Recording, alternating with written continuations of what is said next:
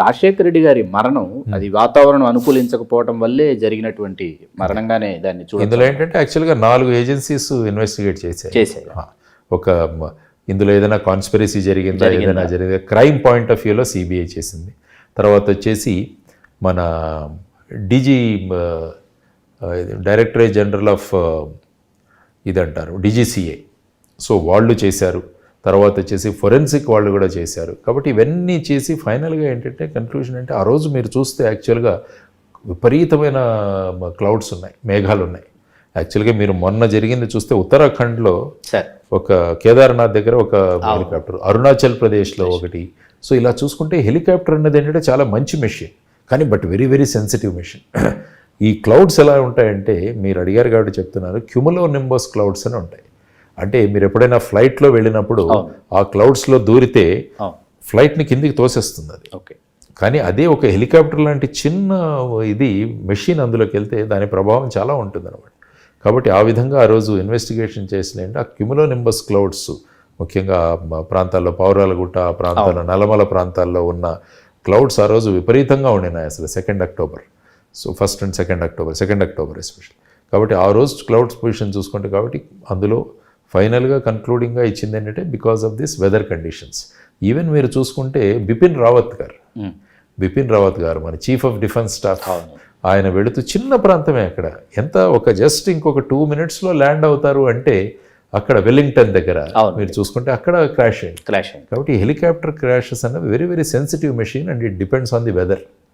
కాబట్టి ఆ వెదర్లో దూరితే ఒక్కోసారి మనకి ఏం జరుగుతుందో ముందు తెలియదు, కాబట్టి దాన్ని మూవ్ చేసేస్తుంటుంది మెషిన్. కాబట్టి ఆ విధమైన కన్క్లూషన్గా అందులో తీసుకోవడం. గాలి జనార్దన్ రెడ్డి గారు అరెస్ట్ చేయడానికి వెళ్ళినప్పుడు నిజంగా ఒక ఆఫీసర్గా ఇట్స్ ఛాలెంజింగ్ టాస్క్. ఆ రోజు ఆ సిచ్యుయేషన్ ఒకసారి చూస్తే ఒక ఆఫీసర్గా మీరు దాన్ని ఎలా హ్యాండిల్ చేశారు సార్? అంటే ఏంటంటే it is one of the cases, మనం డీల్ చేస్తున్న వన్ ఆఫ్ ది కేసెస్. కాబట్టి దాంట్లో ముఖ్యంగా నేను వెళ్ళడానికి ప్రధానమైన రోల్ ఏంటంటే నేను యాజ్ ఎ లీడర్ మా టీంకి ధైర్యం ఇవ్వాలి. అదర్వైజ్ నేను ఆఫీస్లో కూర్చోవచ్చు, ఎందుకంటే నాది సూపర్వైజరీ రోల్, నాది బేసిక్ ఇన్వెస్టిగేటింగ్ రోల్ కాదు. వీళ్ళకి డైరెక్షన్స్ ఇవ్వడం, వాళ్ళకి ఎక్కడైనా కోఆర్డినేషన్ కావాలంటే కోఆర్డినేషన్ చేయడం, ఇన్వెస్టిగేషన్లో ఏదైనా సలహాలు ఇవ్వాలంటే ఇది నా బేసిక్గా జాయింట్ డైరెక్టర్ రోల్. కానీ ఏంటంటే అక్కడ ఆ పరిస్థితులు వాటిలలో ఈ స్టాఫ్కు వాళ్ళలో ఉన్న దీన్ని మొరాల్ని పెంచడం కూడా, మానసిక స్థైర్యాన్ని కూడా పెంచడం ఒక సీనియర్ లెవెల్లో ఉన్న వ్యక్తిగా నా బాధ్యత. కాబట్టి నేను పర్సనల్గా అక్కడికి వెళ్ళడం జరిగింది.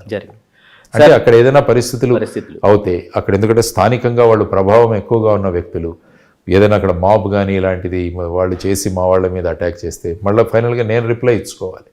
కాబట్టి ఎక్కడైనా డిఫికల్ట్ సిచ్యువేషన్స్ ఉంటే నేను కోర్టుకు కూడా నేను వెళ్ళేవాడిని. ఏదైనా ఇంపార్టెంట్ సిచ్యువేషన్లో ఉన్నప్పుడు నేను కూడా వెళ్ళి కూర్చోను, ఎందుకంటే అక్కడ ఏం జరుగుతుందో మనకు తెలుస్తుంది. అందుకని పోలీసింగ్లో ఏమంటారంటే always go to the spot అంటారు. అంటే మనం ఆఫీస్లో కూర్చొని అక్కడ ఏమవుతుంది అడగడం కన్నా if you go to the spot మీకు చాలా విషయాలు తెలుస్తాయి. కాబట్టి ఆ విధంగా కొన్ని సెలెక్టెడ్ దీంట్లో ఎక్కడైతే మా స్టాఫ్కు మొరల్ కానీ వాళ్ళకు మానసిక స్థైర్యం ఇవ్వాల్సిన అవసరం ఉందో ఆ సమయంలో వెళుతూ ఉండేవాడిని. మీరు అన్నట్టు అక్కడికి బళ్ళారికి వెళ్ళడం కూడా ఇందులో ఒక భాగం. సార్, ఆన్ స్క్రీన్ మనకు ఈ పోలీస్ ఆఫీసర్స్, సిబిఐ ఆఫీసర్స్ అంటే మనకు మలయాళం సినిమాలే మన మీద బాగా ఎక్కువ ప్రభావితం చూపించినటువంటి సినిమాలు. అందులో మీరు చూస్తుంటారు మమ్ముట్టి గారిని, మోహన్ లాల్ గారిని, అట్లాగే సురేష్ గోపి. నిజ జీవితంలో కూడా ఆఫీసర్స్ అలాగే ఉంటారా, లేకపోతే ఆఫీసర్స్ని చూసి వాళ్ళు స్క్రీన్ మీద అలా ప్రజెంట్ చేశారా? సినిమాలు ఏంటంటే వాళ్ళు కొంచెం అభూత కల్పనలు ఎక్కువగా ఉంటాయి, ఎందుకంటే వాళ్ళు 3 గంటల్లో రక్తి కట్టించాలి, సినిమా ఆడదు, ఫాస్ట్గా చేంజెస్ కూడా తీసుకురావాలి. ఇక్కడ మనం ఆల్మోస్ట్ 7 సంవత్సరాలు అంటే లైఫ్ ఉంటుంది మనకి. దాన్ని అంతా 3 గంటల్లో వాళ్ళు దాన్ని కుదించి చూపించాలంటే ఎన్నో కొత్త విషయాలు, ఇంట్రెస్టింగ్గా ఉన్న విషయాలు అవన్నీ కూడా చూపిస్తూ ఉండొచ్చు వాళ్ళు. కాబట్టి పూర్తిగా వాస్తవం కాదైతే ఉండవు కొన్ని. అప్పుడప్పుడు కొంతమంది కన్సల్ట్ చేస్తుంటారు, మమ్మల్ని అడుగుతుంటారు, సార్ ఇందులో ఎలా చెప్పాలి, అందులో ఎలా చెప్పాలి అని. కొన్ని అప్పుడప్పుడు వాళ్ళకి చెప్తుంటాం ఏదైనా గైడ్ చేయాలంటే ఏదైనా విషయాలు.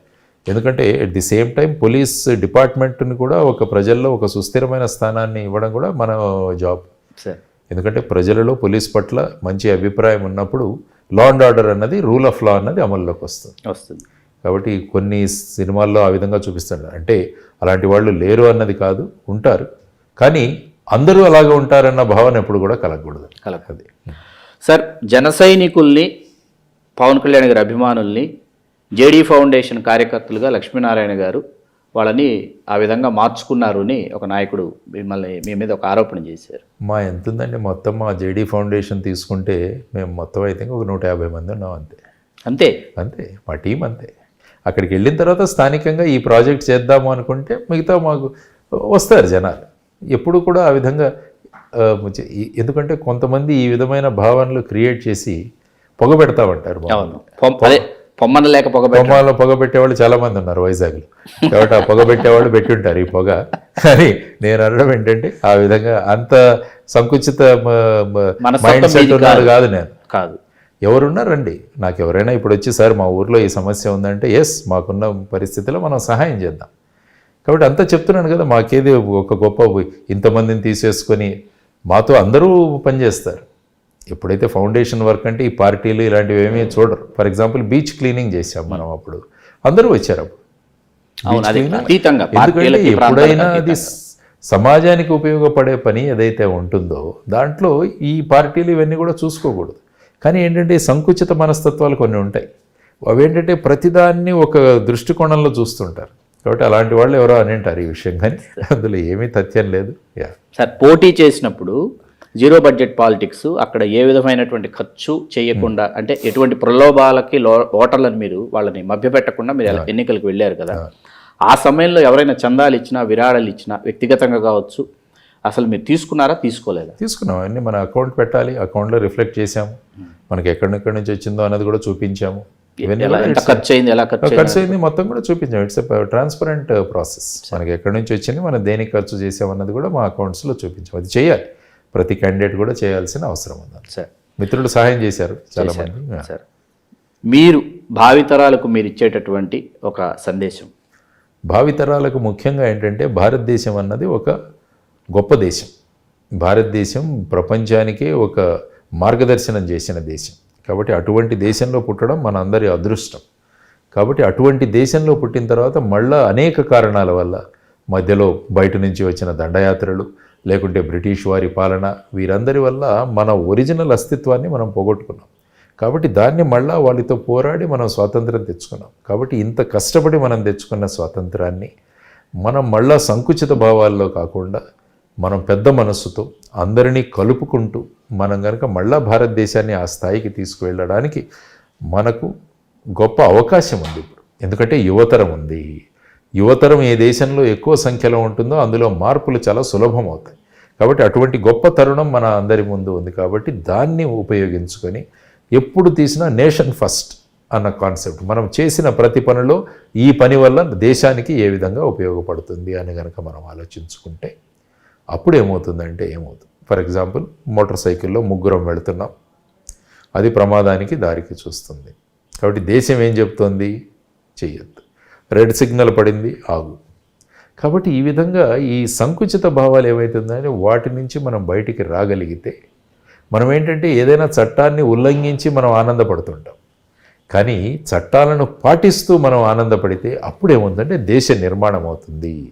కాబట్టి ఈ విధంగా నేను అదే చెప్తాను. అందుకనే మన మతం మన పూజ గదిలో ఆగిపోవాలి, మన కులం మన ఇంటి గడప దగ్గర ఆగిపోవాలి. ఇంటి నుంచి బయటపడిన తర్వాత మనం అందరం కూడా భారతీయులన్న భావన గనక మనలో ఉండగలిగితే అప్పుడు దేశ నిర్మాణం జరుగుతుంది. కాబట్టి దేశాన్ని నిర్మించిన వాళ్ళ చరిత్రలు చదవండి, వాళ్ళ కథలు చదవండి, వాళ్ళు చేసిన త్యాగాల గురించి చదవండి, వాళ్ళని మీరు రోల్ మోడల్స్గా తీసుకోండి.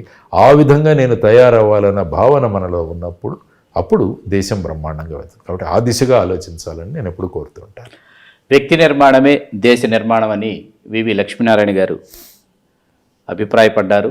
వారి విలువైన సందేశాన్ని ఆర్టీవీ తెలుగు ప్రేక్షకులకు అందించారు. రానున్న రోజుల్లో క్రియాశీలక రాజకీయాల్లో ప్రముఖ పాత్ర పోషించాలని మనస్ఫూర్తిగా కోరుకుంటూ మీ Chilagattu Srikanth Kumar. Please subscribe RTV Telugu. Subscribe to RTV. Please to subscribe to RTV. Hey guys, subscribe to RTV Telugu.